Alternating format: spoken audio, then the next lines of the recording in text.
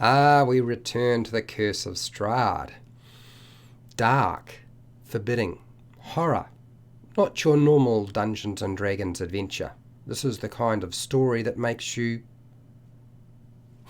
squeal and the hair sort of stick out on your back and you feel that clammy feel. There's something wrong here. So I am covering a video on the Curse of Strahd. You will find the start time down in the description.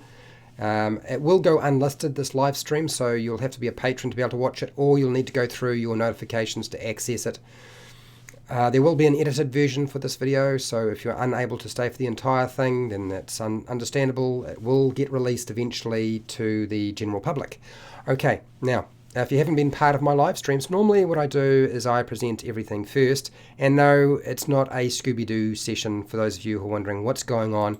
No, this is not Scooby-Doo, but I'm going to put Scooby-Doo up there because we kind of have to talk about Scooby-Doo at some point. I had to put a Scooby-Doo scene in. It had to happen at some point. So if you haven't been part of my live streams, normally what I do is I present everything first, and then I open up for questions and answers, which is exactly what I plan to do this time around. So, okay. Okay, so we're going to go back to, well, Scooby-Doo's fine, but we're here. That's right, we're here. Sound seems to be fine. Picture seems to be coming through. YouTube should be happy. I'm happy with. I'm happy if YouTube's happy. If YouTube's happy, then I should be happy too, right? So I'm going to talk about Death House, and this is quite an unusual topic because, as a general rule, people don't talk about structures as being monsters, and that's the title for today. So sit down, get yourself a drink or a bit of food, and let's have a discussion about Death House and how that might work in your game. So I have a whole bunch of very interesting things to say. Hi, welcome to HowtoDandD. My name is Fred Wheeler, and today I want to talk about Dungeons and Dragons 5e. And oh yes, that's right, we're talking about the Curse of Strahd. This is titled Death House is a Monster. Now, for those of you who are unaware, this is a Curse of Strahd Dungeon Master's Guide. It's not a player's guide, so if you are a player, this is not the video for you. And I have hundreds of videos. You're welcome to go and check them out if you are a player. But if you are playing the Curse of Strahd or through Death House, then this is not the video you want to hang around for. Okay, so first off, for those of you who are uninitiated, one of the things you'll notice in the Curse of Strahd is that there's no indication that the Death House is in fact a monster. There's no stat block.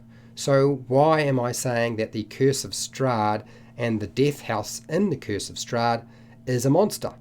Well, first off, I have used many different sort of ideas around a structure or building being a monster.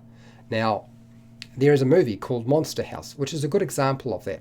In fact, I ran an adventure quite a long time ago, sort of based around that concept, where the house was a monster. You can't deal with a structure or building in the same way as a flesh and blood creature.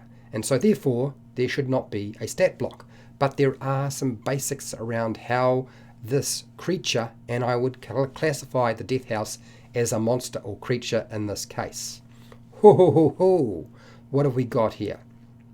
Well, this is not your Scooby-Doo session. This is not a Scooby-Doo TV series or anything like that. That's not the sort of house we're talking about. Although I'm sure you could do that sort of thing if you really wanted to.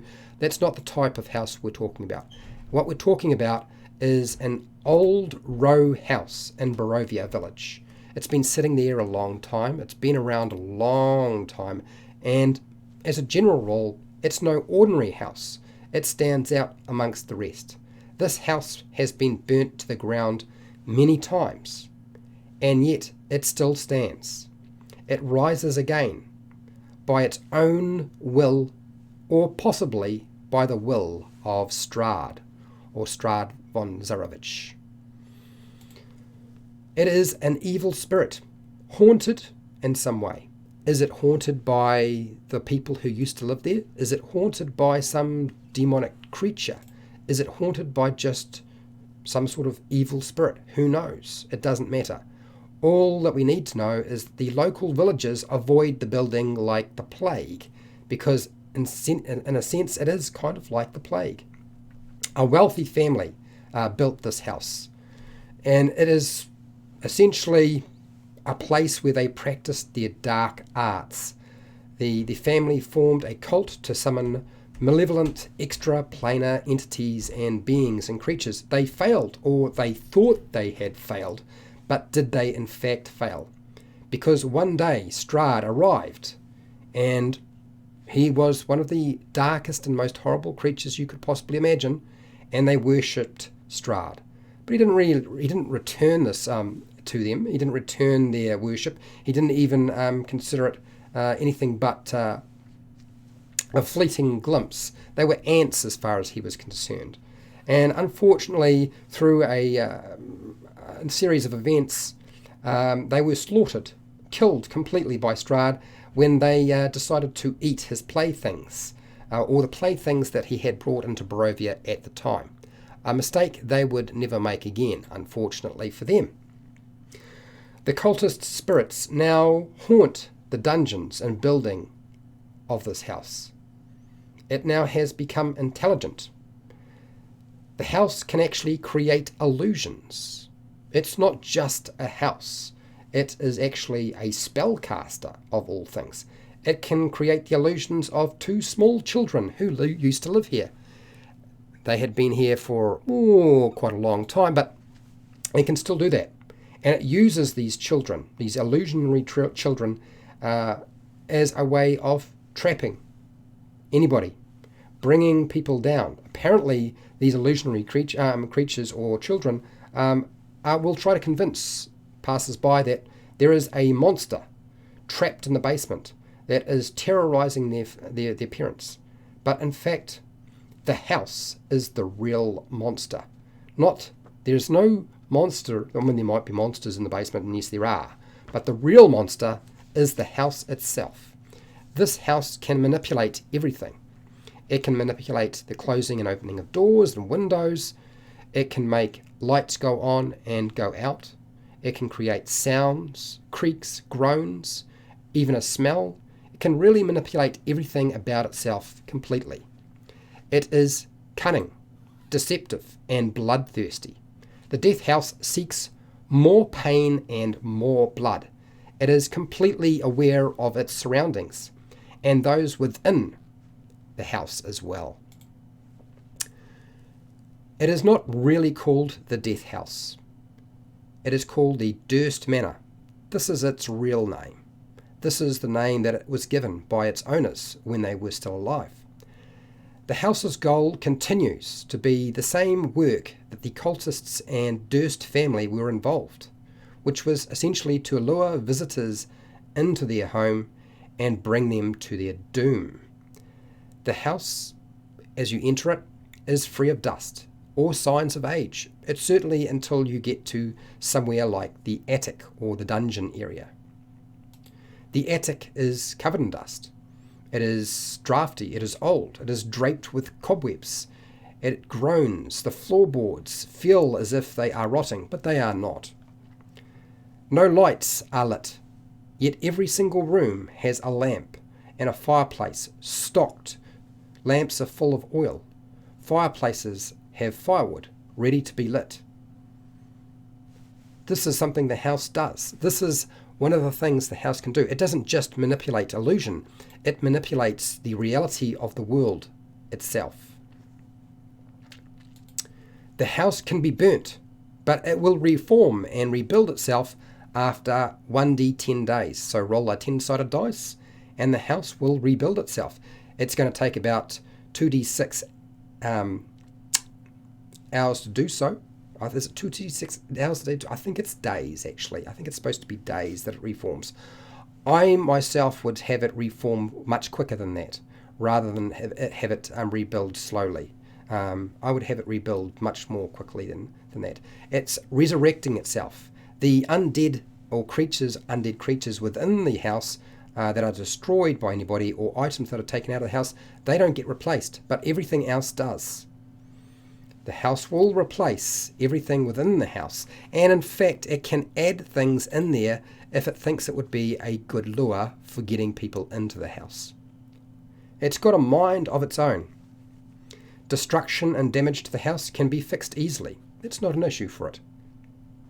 It heals itself. It repairs. The house has access to dark magic, and dark magics can be used in evil ways. Now, my suggestion to you is have the house use a number of different spells within the player's handbook, or spells that you create or devise yourself. The house listens to the player's characters' discussions, what they say, where they go, what they plan to do, and it uses that information to outsmart them. It is cunning, it is tricky, it is a trickster.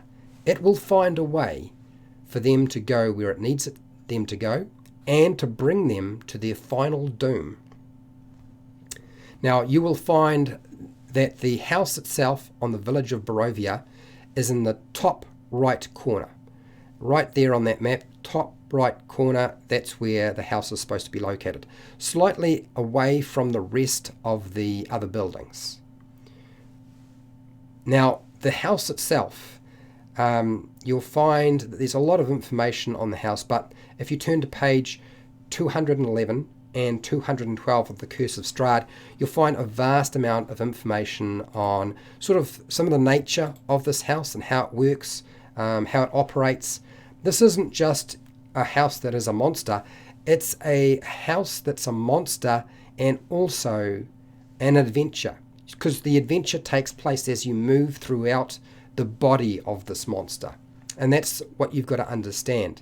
It can use any kind of illusion it likes. It might only use illusions and things that it has come across before, such as the Durst family and children, but it can also use the memories and ideas that have been passed to it from those who have come into the house and perished at its hands or at its will. It is possibly one of the best monsters I can possibly think of in the game of Dungeons & Dragons. When you turn a building or structure into a monster and also an adventure and give it a life of its own, it's a completely different entity. It's something that can't be defeated. You have to outthink it. And unfortunately for the player's characters, the house will always reform. It's one of those things that will always continue. It is possibly one of the most interesting ways I can see a monster being applied to Dungeons and Dragons or any kind of role-play game. You can do pretty much anything you want with this house. And your endeavour and your intention is to scare the bejesus out of your players. Not their characters, but their players. A monster that cannot be killed, cannot be permanently destroyed, and hungers for their soul and their blood. What a wonderful creature to have available as a dungeon master. And I've done this about 3 times with other buildings, and it's worked out really well, and I advise you to approach the use of the Death House, treat the Death House as another character, as an entity in its own. It's not just a structure they move around in. It's got its own personality, its own motivations, and its own intentions. Now, because it pretty much will always know what the players are not necessarily thinking. If you wanted to be able to understand what they're thinking when they're inside the house, then you could do that. But it will be listening to what they say and responding to those sorts of things as well. And I highly recommend making sure the house is treated as a monster. Now, I have quite a few videos on the Curse of Strahd that will help Dungeon Masters out if you are interested. Now, with regard to this Death House monster, and essentially I do treat it as a monster, you can take it and apply it to another story outside of the Curse of Strahd. You can put it anywhere. It could be your campaign in a different location. It can be applied in so many different ways, and even the concept behind it, even if you're not using this particular map or this particular Death House or this particular monster, you can create towers that are monsters. You can create a castle. You can create a manor. There are lots of different things. you could get really weird and make an outhouse a monster if you really wanted to. So just some ideas that you can sort of toy around with. Now I have hundreds of videos for players and dungeon masters, which you're welcome to go and check out. That's certainly sure you will find something that's useful to you. I have a Patreon page where you can help support the channel, so I keep doing videos like this. I also have a affiliate links to the book depository and Amazon where you can buy stuff online and I get a small commission. And I have a merchandise shelf now where you can buy stuff as well. Now make sure to share, like and subscribe. Hit the bell button to be notified when I go live and when I publish new videos. And hey, till next time, keep rolling those 20s.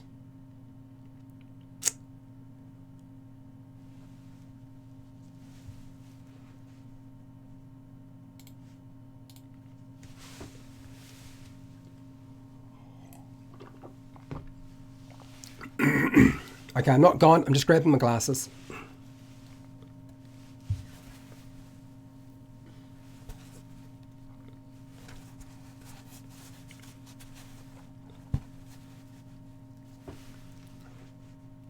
Okay, so we'll go back to the live chat. Put your questions in now or share your own feedback, how you've used the Death House or a house as a monster. I think it's one of those things that is often sort of overlooked as a possibility, and don't ever create like a stat block for something like this, for a structure. And certainly you can build in a way for destroying the building or destroying it. It may have a heart, it may have a something that needs to be achieved to eliminate the evil within it, or it might be something that the players just need to never go near again. Okay, all right. Let's have a look at the live chat. Okay, so Scott, the return of Fred von Zarovich. Yes, I have returned, and I thought I would talk about monsters. And in this case, I really want to talk about the Death House or houses or structures as being a monster. It's really a simple idea. It's very, very simple. It's easy to implement, and it gives you, as a dungeon master, a whole lot of options. You can do anything you want with this. You don't have to just deal with what is in the Curse of Strahd or what you think you should be able to do with the house. Treat it as a living creature, a being that they're literally moving through the body of this monster. Hi Regan Smith, how's it going? I had a DM who made this house like a Rubik's Cube. Well, that would be interesting. That's quite cool. I was very annoyed and nearly killed all interest in the group. Though it is a great template for a haunted house. So I would imagine that you could certainly frustrate your players with something like this. Making it like cube or a Rubik's Cube that keeps shifting and moving, I would imagine that could be annoying. I think it's an interesting idea. It is, Regan, it's something, you think about it, it's something you have remembered. You're probably never going to forget it. So just something to bear in mind. You'll never forget it. That's why I like the idea of using a house as a monster, because it's something that the players will always remember. Marshall, how's it going, Marshall? About to run Death House on Saturday. You're the best, dude. You are welcome. Marshall, there's a whole bunch of videos for the Curse of Strahd, so hopefully you've had a chance to check them out, and thank you very much. Hi, Scott. I think the best example of a haunted house is The Shining. Yes, absolutely, both the book and the film. Yeah, I think a lot of people feel the book is better than the film. Stephen King certainly felt that way about it. Anyway, but then that's often the case, right? Regan, what do you got here? I consider the house to be that of an elder mimic. Yes, exactly. Now, so for example, many years ago when I was running the Keep on the Borderlands, there's a section where there's an old tower, and they don't give you any information on the old tower. So I made the old tower an elder or ancient mimic. The tower itself was a mimic. There were lots of little baby mimics inside disguised as other things, and it was waiting there really to consume anybody stupid enough to go inside. What it would do is feed on the animals in the area around it, so that's how it got so big. And because it disguised itself as a building, it was difficult for people to understand that this is something very difficult to escape, because you're already inside the mimic. When you walk inside the tower or the structure when it's a mimic, then that's something to bear in mind. And it's how do you escape something you've actually walked inside of? It's very, very difficult. Hi Fred, how's it going? Have it rebuild X percentage per hour. Yeah, you can. I believe it. I think in the book it says per hour. And it's just down here. Where is it? I was looking at it a second ago. Yeah, it's 2d6 hours to rebuild. I feel like you should have it rebuild much faster than that. I wouldn't have it rebuild in front of the player's characters, but certainly have it rebuild at the speed or redevelop itself or regenerate at whatever speed the story needs it to start at. If it needs to rebuild faster, then do so. Because, what are the players going to do? They're going to sit there and try and burn down as it's slowly rebuilding itself. They're going to burn it down again. It's just going to rebuild itself again. So it's much more terrifying to have the whole house there and rebuilt rather than see parts of it reforming. What's that, Scott? I have everything in Barovia remake itself. If the PCs burn it down, the bone grinder returned to life when it was burnt. Yeah, I didn't do that with my bone grinder. I let the players have that bone grinder burnt to the ground. What their problem was, they could never camp there because they never killed the hags, and the hags would drain their life while they were sleeping, because there's only one person currently awake, so it was very easy for me to do. Very, very nasty. Hags are bad news, and certainly a night hag in particular. Question. This is from Scott. My PCs couldn't find their way out of the house when it was angered. Are you afraid to TPK a group? If that's the case, do you throw them a bone? Yes, I do. I don't want a TPK necessarily, and usually what I will do is I will, particularly if they're trying to break out of the house, I eventually, in my case, I let them break out. I did draw it out, and there was a lot of panic, and a lot of people leapt out of open windows or broken windows without ropes or anything in a desperate attempt to escape, just in case the windows would reform right before their eyes in just a few seconds. I did all that sort of stuff. I did everything that would cause panic within my players. Some characters did die or were unconscious, and they brought them back to life, or I did, so it wasn't really a big issue. Here's the expert. Oscar has arrived. Oscar has run the Curse of Strahd a lot of times, many times. It's one of his favourite adventures to run, as it happens. Okay, so yeah, but I think you'll find that if you TPK the group, you really want somebody to escape so that they can get the rest of the bodies out of the building, or just have the house spit their bodies out if you really wanted to.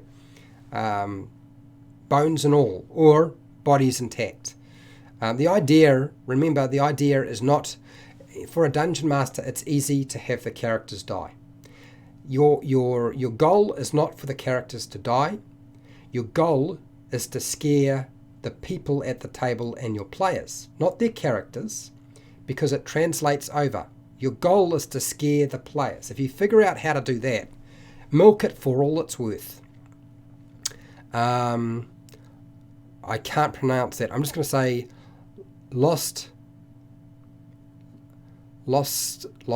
Donosrius. Lost. I'm just going to say Lost.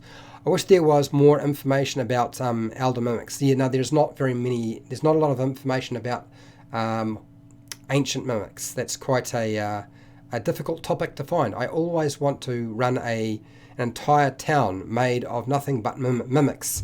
Well, my gosh, that sounds terrifying. You should definitely try doing it. I believe that the Monster Vault has a bit of information on the Wandering Tower. That's a Dungeons and Dragons 4E book.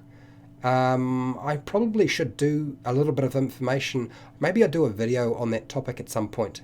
If people really want something on the Elder Mimics and the Wandering Tower. Because yes, really old mimics will disguise themselves as a building, and as a general rule, those mimics are almost impossible to kill.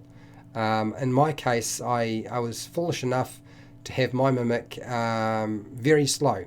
Don't make a mimic that's reached a grand old age to be something that's very slow, that the players can just sort of run around in circles and shoot with arrows and magic. It doesn't go well. It looks ridiculous, and it'll play out really poorly. Regan, what do you got here? There is a Book of Lairs that has an Elder Mimic. Book of Lairs. Now, I can't remember. I've got the Book of Lairs from Kobold Press. I don't remember if there is an Elder Mimic. There might well be. I'll have to look it up. Thanks. Okay. Oscar. Hi, Fred. What do you think about making the Death House like a walking house, like Baba Yaga's hut? Yeah, absolutely. Do that. The only problem I would say to you is if you make it a walking house, you've either got to give it a fairly fast walking speed, with legs, so it allows it to move around fast enough. Otherwise, the players are just going to move away and shoot, and move away and shoot, and the thing will just get peppered by fire and destroyed that way. So what you've got to do is make sure the house, or the death house, or mimic in this case, can't be destroyed from the outside, that its shell is simply too hard, or something like that. Otherwise, it's just going to be boring, or just hugely amusing to the players. Regan, the book with the Elder Mimic is Limitless Monsters by Limitless Adventures. Okay, good to know. Have you run Tegal Manor adventure? I don't. I'm just trying to remember what that is. I may well have. I just can't remember. It's been a few years since I ran any of this stuff, so that's half my problem. I'm not sure. No, I don't know if I have. I've run everything in the Curse of Strahd, but like I said, I didn't prepare everything for today, and I don't have a photographic memory, so there are certain things I will forget.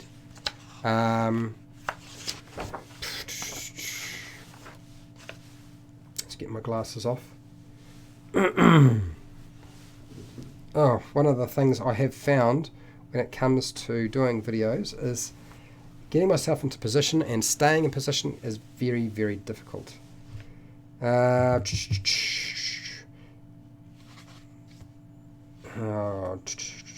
I don't believe so. No, I don't think I have anything I can help you with regard to that. Sorry. I wish I had. If I had, I would cover it, but I don't. Don't seem to have. Are there any other questions regarding Death House and the Curse of Strahd? This is your time to ask. Would you have Castle Ravenloft collapse and rebuild when Strahd dies and is reborn? Yeah, absolutely. Absolutely. Everything just resets when Strahd returns. If Strahd dies and then is and reformed or reborn or comes back, then have the whole world just go back to where it was before. It like an endless Groundhog Day, essentially. That's what I would certainly do.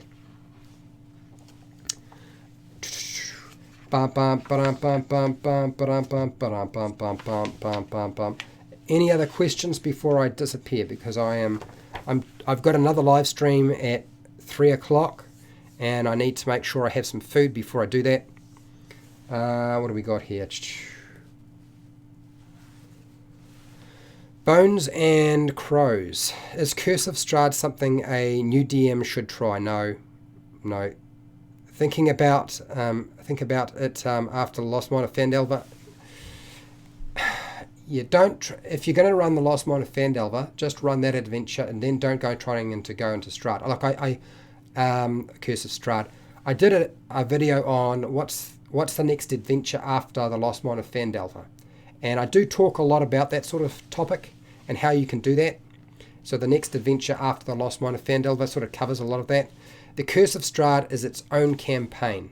I would start the Curse of Strahd at level 1, and finish the adventure when you finish the adventure, and don't continue on. It's not the same sort of Dungeons and Dragons, and not all players are going to like that kind of game. So you really got to be careful about what you're doing there. Otherwise, it's going to mess things up. You're not talking about vanilla Dungeons and Dragons, right? You're talking about very dark, secretive stuff, and therefore I would advise you to separate the two. And Curse of Strahd is not a great adventure for beginner dungeon masters, not at all. Okay, where are we? Have a reason why the Mad Wizard is there. Oh, have a reason why the Mad Wizard is there? Well, I didn't really worry too much about that, because they never really encountered the wizard.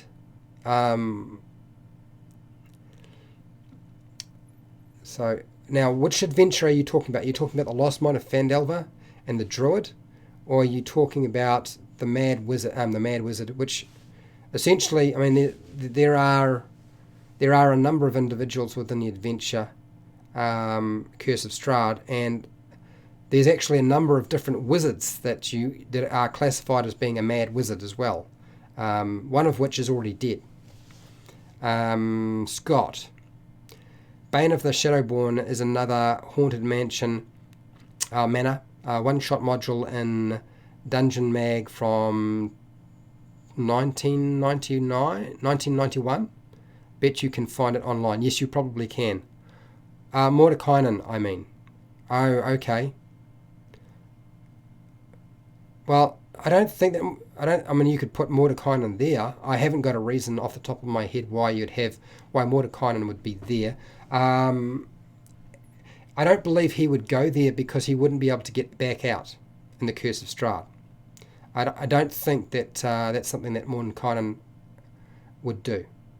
I think he would know better than to mess with that, because he knows that the only way to get back out is to destroy Strahd, and that would unbalance. He's not about... he believes that there should be sort of like an equal amount of evil and an equal amount of good, so he's looking for a balance, right?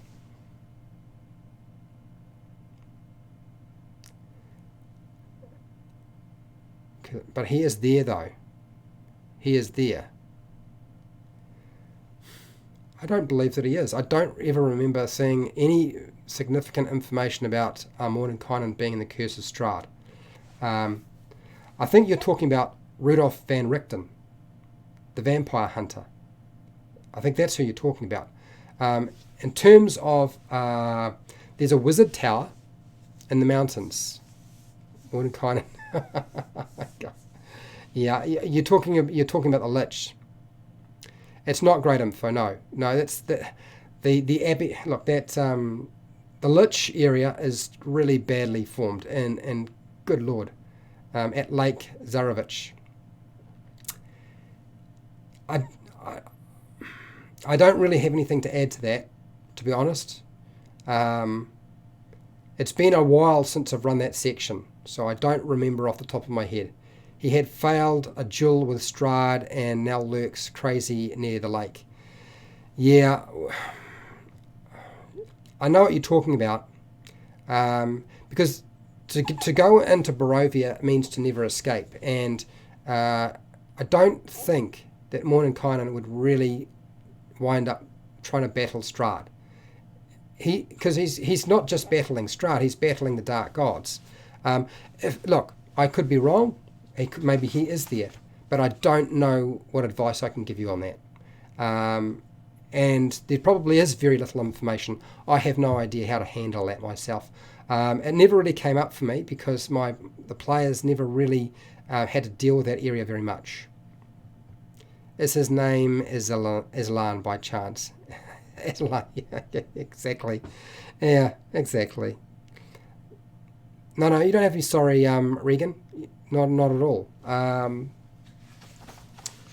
But yes, I don't have any advice on how to deal with that at all in any shape or form whatsoever.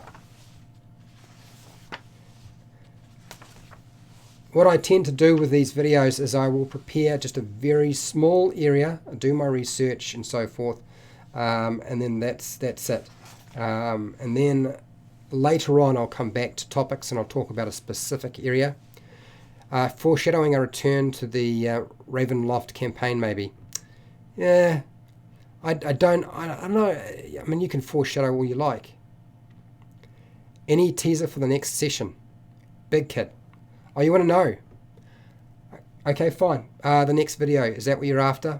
The next session is keep rolling those 20s. That's what it's going to be called. Keep rolling those 20s.